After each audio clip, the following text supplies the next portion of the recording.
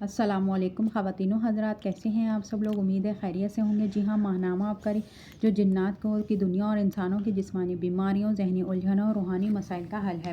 آج اس میں ٹاپک ہے گمراہی اور غفلت میں گم تھا، آبکاری ملا اور زندگی بدل گئی۔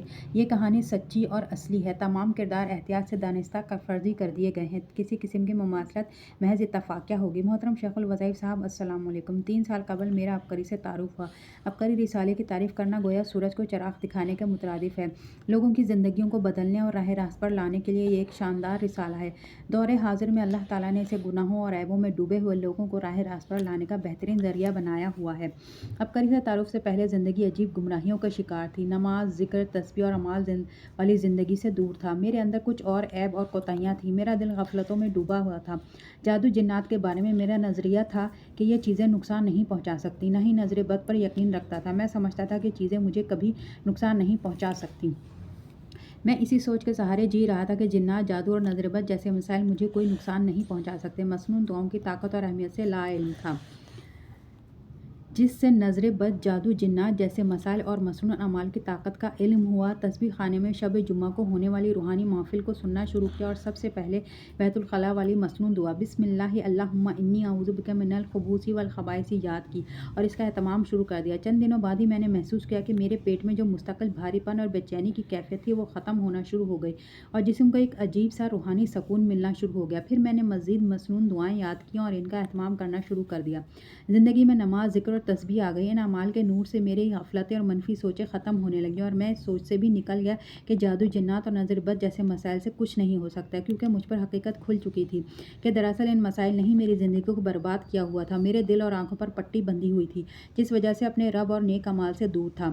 میں نے اللہ تعالیٰ سے سچے دل سے توبہ کر لی، ان مسائل سے نکلنا چاہتا تھا جس کا راستہ بھی مجھے آبکاری اور شیخ الوظائف کی روحانی محفل نے دکھایا۔ میں نے اپنے مسائل کا تصور کرتے ہوئے روزانہ یا قہرو 1100 مرتبہ عمل شروع کر دیا۔ مزید اس کے علاوہ اول و آخر 3 بار درود پاک کے ساتھ 7 بار سورہ مومنون کے آخر 4 آیات اور 7 بار اذان والا عمل روزانہ اپنے کندھوں اور کانوں کا تصور کر کے دم کرنا شروع کر دیا، جس سے زندگی میں بہتری اور سکون ملنے لگا۔ لہٰذا ان اعمال کو اپنی زندگی کا حصہ بنا لیا۔ چند ہفتوں بعد محسوس ہونے لگا جیسے کانوں اور جسم سے کوئی مخلوق نکل رہی ہے اور جسم ہلکا پھلکا ہو رہا ہے۔ مجھے یہ بھی یقین تھا کہ اسی عمل کی وجہ سے انشاءاللہ جادو ٹوٹ جائے گا۔ میں نے مسلسل کئی ماہ تک یہ عمل جاری رکھا، جس کی برکت سے ناکامیاں ختم ہونے لگیں اور زندگی میں کامیابیاں ملنا شروع ہو گئیں۔ میرے ایک کزن تھے جن کا کوئی دوست عامل تھا۔ ایک دن ان سے چیک کروایا تو انہوں نے بتایا کہ پہلے آپ پر بہت سخت جادو تھا، مگر اب بالکل ختم ہو چکا ہے۔ یہ جان کر میں بے حد خوش ہوا، مگر انہوں نے بتایا کہ جادو کے اثرات صرف آپ پر نہیں بلکہ آپ کی والدہ اور باقی گھر والوں پر بھی ہیں۔ میں نے گھر والوں کا تصور کر کے یہی روحانی اعمال کرنا شروع کر دیے اور پانی پر دم کر کے گھر والوں نے پینا شروع کر دیا۔ میری والدہ کی یہ حالت تھی کہ وہ بیٹھ بھی نہیں سکتی تھی۔ رفع حاجت کے لیے بھی کسی کو ساتھ جانا پڑتا تھا، مگر تھوڑے ہی عرصے میں وہ بالکل صحت یاب ہو گئیں۔ میرے بھائی گزشتہ 18 سال سے دماغی امراض کا شکار تھے اور طویل عرصے سے ان کا علاج جاری تھا، مگر وہ شفا یاب نہ ہو سکے۔